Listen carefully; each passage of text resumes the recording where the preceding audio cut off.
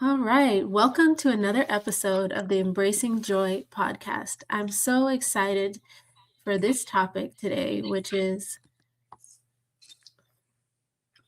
finding joy and balance in high achievement. So, we have a very, very special guest. We have Atosha McLean, who's a licensed mental health professional and a speaker who helps high performers and organizations address burnout, leadership strain, and the emotional cost of success. She's the founder of Sacred Spaces Counseling Collective, and she's the creator of the How Dare I movement. She's known for her direct, no nonsense approach to clarity and sustainable performance. Thanks for joining us today, Atosha. Thank you so much for having me. And it's Atosha. I don't know if you saw. Natasha. Yeah, thank I didn't know. My 13-year-old sister at the time named me and spelled my name with an O. She wanted to be different. And here I am.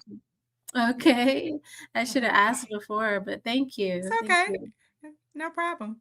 So, with that being said, we'll go into our warm-up game, Mhm. which is it's called convergence. So we say the first word that comes to our mind on the Mhm. count of three. You close your eyes and say the first word that comes to your mind, and then we'll see if we can say the same word. Oh my gosh.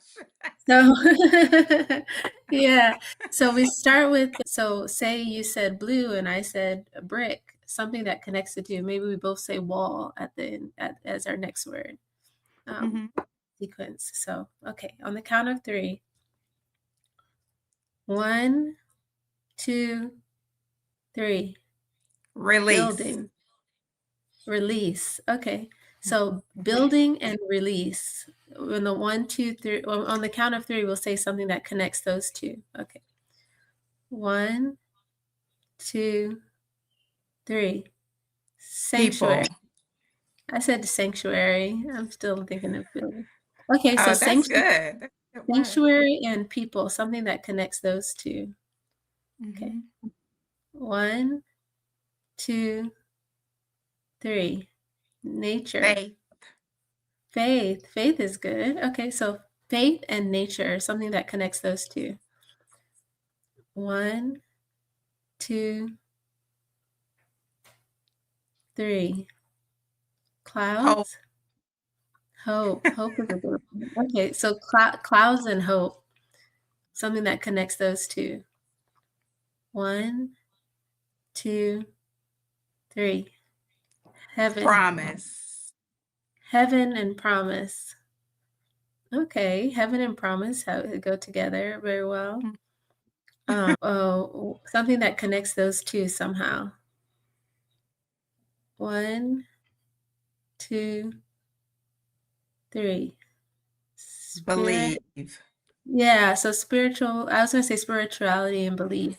So we're kind of on the same page there. So that's Yeah. the end of the game. Sometimes we get to say the exact same word, sometimes we don't, but it's just to warm up and get our creative juices flowing. Sometimes we get a few laughs just to get started. I like it. So let's dive into our questions.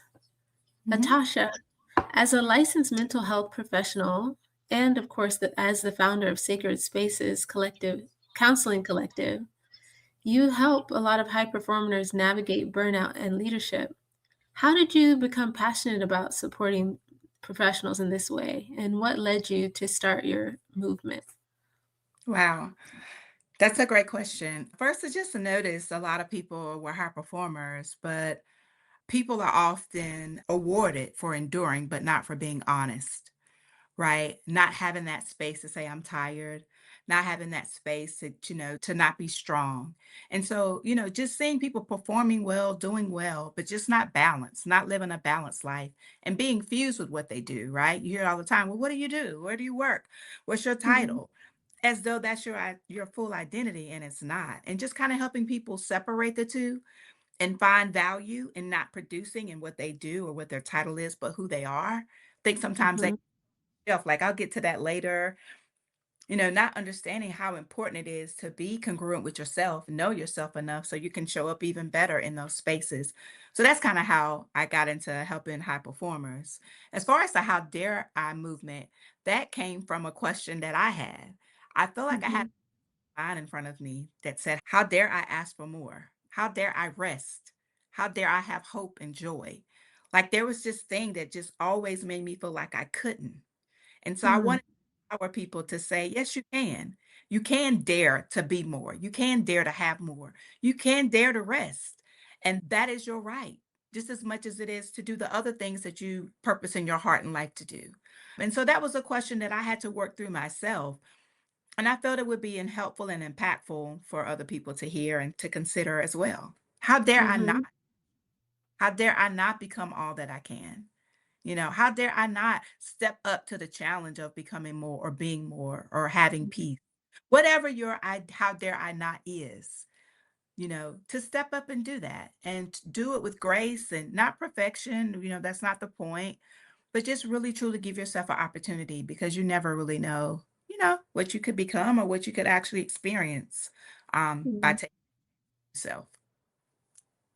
I love that. I love the "How dare I" movement because Thanks. how dare you be joyful, right? And have rest. Right. So that's what our podcast is, Hmm. daring to be joyful in the midst of circumstances that are beyond your control, right? Absolutely, absolutely.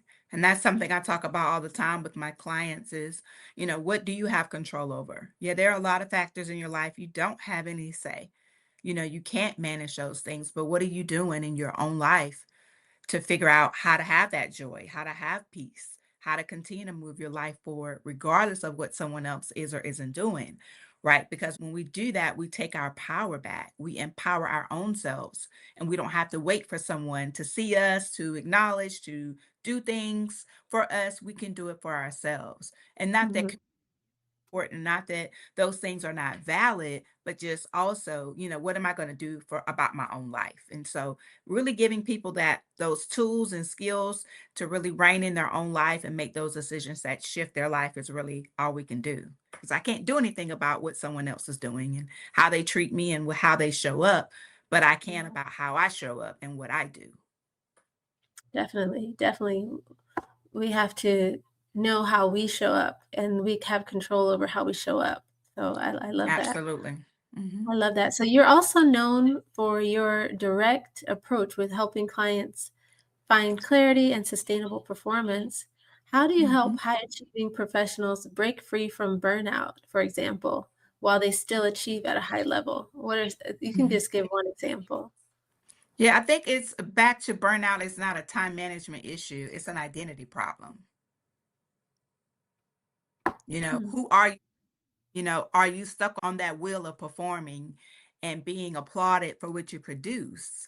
And I think once we know who we are, we can break away from that because then you begin to manage your time wisely. You don't over yourself. You don't put yourself in places and spaces that are not congruent with who you are. So I think it's just an identity problem. We got to figure out who you are outside of what you do and really embrace that. So that's what, when you say one thing, that would be it. It's an identity issue. Hmm. I haven't heard it talked about that way as an identity issue. So I like that perspective. Mhm. So, what are some of the most common emotional and mental challenges that you see successful individuals make? Mhm. Well, of course, isolation. A lot of times we are coming into a generation of being the Mhm. first to go to school to get a doctorate, a master's, the first to have financial success or footing. And we don't always know how to manage that. Where do we look? Who can we go to? And who's willing to show us, okay, do this, do this like that, kind of help you, mentor you into those spaces. And so sometimes that isolation can be challenging, right? And then also, that overachievement. I think sometimes, I don't know, are you from the US, Dr. Yes. I'm from North Right. Carolina. Oh, okay, me too. Mm. Wonderful. Okay. Mhm. So, Okay. all my upbringing, all I heard was you got to be twice as great, twice as good, no twice as much, right? And then we get into that, unfortunate that imposter syndrome, right? Am I good enough? And then you just get on that wheel of, now I can't show anything. I can't not be on my P's and Q's. I got to know all the answers. And then I'm on the weekends. I'm doing work on the holidays. I'm never taking a break from the work because I just don't want to be found out that I'm not perfect or I don't have all the answers. but I have sometimes it has just been kind of welded in my mind that I'm not enough, that I do Mm, have to fight much, that I'm not on the same equal footing as other people for whatever reason. And so, that self-doubt thing that's masked as competence and overdoing, overgiving, that kind of can be a challenge as well. And then of course, guilt about resting, and mhm, being having joy. How wait a minute. Joy. I can't be happy, you know. mhm, Wait, something's wrong. Something's gonna happen because surely I can't just sit here and enjoy my vacation. I can't sit here and actually enjoy spending time with my family. I'm not supposed to be sitting here, doing these things that actually have nothing to do with producing. And so those are the main common things that I see mentally as far as how high achievers constantly are battling in a lot of those lanes. So those would be the three things that I would say are I see the most frequent. mhm. How would you say do you have any, like, words of advice or technique that helps kinda challenge these things that high successful individuals face? Like, can you give an example of one step so that they can have guilt-free rest, for hmm example? Mhm. One, I would say, is to be where you are, right? Mhm, Because normally we're doing something, but we're thinking about something else, right? And so just encouraging people to be present minded, that can go a long way because when I'm working and then when I'm resting, I'm only resting or I'm only spending time with my family and I'm not on mhm, my phone talking to, emailing somebody spending time with my husband, or I'm not, calling someone on the phone or taking calls when I'm supposed to be doing something else. And really setting those really proper boundaries around your time, right? And your mind. And while you're doing what you're doing, be there. Those would be one of the main things I would say is to practice just being present and see how that helps shift some of that angst and overwhelm that we can feel all the time because we are trying to perform on such a high level. mhm. Thank you for that. What are some techniques to become more present? Is that you would suggest like mindfulness techniques, or would you suggest an activity that can help? Absolutely. Mhm, Absolutely. First, I would say, because a lot of high achievers are planners, are you planning that rest? Are you planning that break? Are you sticking to those things like you do? Okay, I got this meeting at 1, I got a meeting at 12, I got a meeting at 2. Like you always show up for those things, but do you mhm, do time for yourself? So I would say schedule in, right? The times and the moments and the breaks that I'm going to take that have nothing to do with work or anyone else. I would start there. Mindfulness, of course, is always good. Take a few minutes, take some breaths, do some visualization, kind of get your mind on other pleasant things. But really being dogmatic almost about the things that are important to you and that matter to you so that when you're in those moments, you can be present. I have to go back to that present mindedness because it's easy to be doing something else or thinking about something else when you're doing, whatever it is that you're doing. yes, it's definitely easy to do that, especially now with multitasking, where you do so many different things in a day. Yes. And we think we can do it. We really think we can multitask, but we really can't. We really are not able to focus on all these different things. And then we're getting pieces over here and a piece there. A little bit is being spread out. What is it they say? The jack of all is like master of none. Sure, you Mhm, can things, but you don't master them because you don't really take that time to really focus in and hone in on where you should be. And I think we end up wasting more time because we try to do so many different things at one time. mhm. I definitely agree with you. We definitely need to focus on, intentionally moving to the present moment and also doing one thing at a time versus Mm, trying to do multiple things at one time. very true. So, with that being said, we are at our wrap up questions. This was a great conversation, Well, but thanks. I want to know for you, Atasha, who is a model for joy in your life and why? Hmm. I mean, of course, as a believer, I think that, just kind of seeing how life can have many of the people in the Bible had a lot of challenges, right? And a lot of things that difficult, but then they were able to overcome a lot of things. And I think that's present in our lives. We see people have all kinds of multiple issues and situations, but it doesn't cause them to be cast away.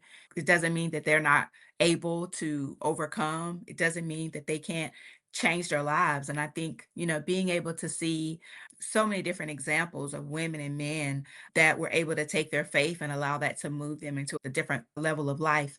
My family, of course, brings me joy. My grandchildren, my spouse, my children, my family in general, my siblings, my parents, all the people, my friends. I mean, I could name on and on of my pastors. Like there's so many people that are just always depositing into my life, whether it's a kind word, a kind gesture, love, a hug, conversation, presence, peace, even silence. Everything doesn't have to be filled with noise and words, but just knowing someone's presence is there can be comforting and give me joy. I do sit with people all day and hear all kinds of traumatic experiences, but again, being able to help them find that joy in their life and change things around, I think also brings me joy as well. I love what I do. I could do it Mhm, all. Have to the same thing I'm telling people to do, I have to do it myself. Like it's like, okay, it's time to get up and go and do something else and be with your family. So mhm. definitely get a lot of joy from the people in my life. I love that. So, if you were baking a cake of joy, what would be your top 3 ingredients? Mm. I would have to say peace, confidence, and love. And I Mhm, think all things are important when it comes to joy because it is multi-layered, right? And it comes with a lot of just different ways that it can be impactful. And I think that joy, if you let it, it can be the foundation of your life. Or you can look around and be discouraged and upset, but I think joy is a choice, that you can really feed and grow in your own life if you want to. mhm. Yeah, what you feed grows, definitely. So Mhm, mhm. so feeding joyful thoughts is helpful to have Absolutely. and to be more, have that vigilance about keeping your joy because it's yours. Yes, and there'll always be something to try to take it, you know, Mhm, answer situations, people, and like I said, it's a choice, and we have a lot more power than we think we have. We have a lot of ways to look at things in our perspective. If we look at it through the lens of joy, we can find something good about it, even when it doesn't seem good, but it's working for your good. And that's just what I believe. It's happening for me, not to me, you know? mhm, mhm. Definitely. So, thank you so much for this You're conversation. welcome. If You're our welcome. audience wants to learn more about what you do, if they want to work with you, or they just learn more about you, how can they reach you?